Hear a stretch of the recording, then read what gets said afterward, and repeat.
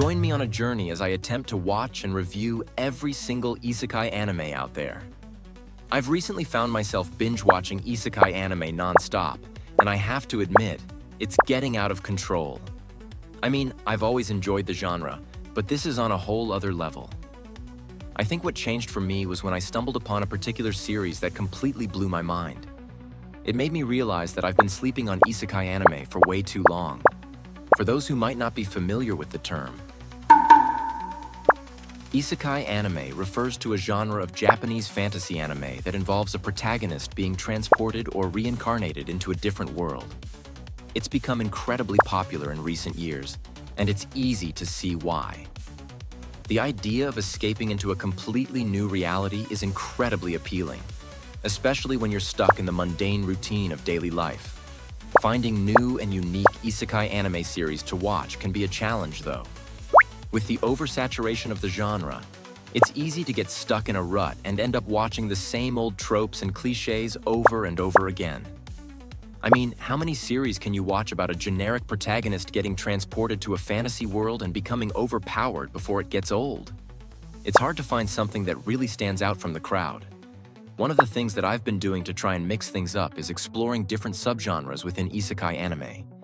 For example, there are series that take place in game-like worlds, where the protagonist has to navigate through levels and defeat bosses to survive.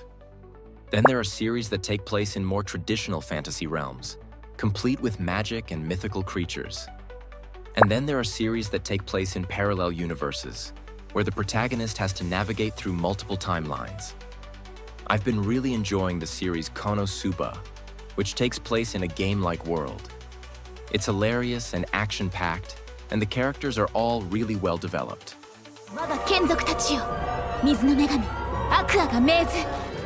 I've also been enjoying Rising of the Shield Hero, which takes place in a more traditional fantasy realm. It's got a great storyline and some really complex characters.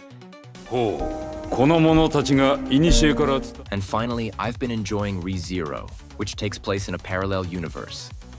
It's got some really interesting twists and turns, and the animation is top-notch.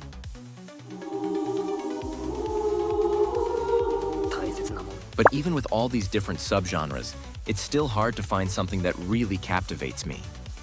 I mean, I've been watching isekai anime for years, and it takes a lot to really impress me.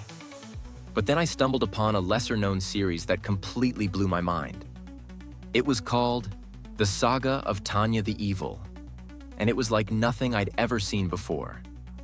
The series follows a young girl named Tanya, who is reincarnated into a fantasy world and becomes a powerful mage. But what really sets it apart is the way it explores themes of war and morality.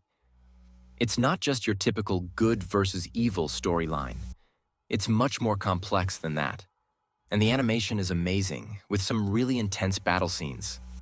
I think what really drew me in was the way the series didn't shy away from exploring the consequences of war. It's not just a bunch of flashy action scenes.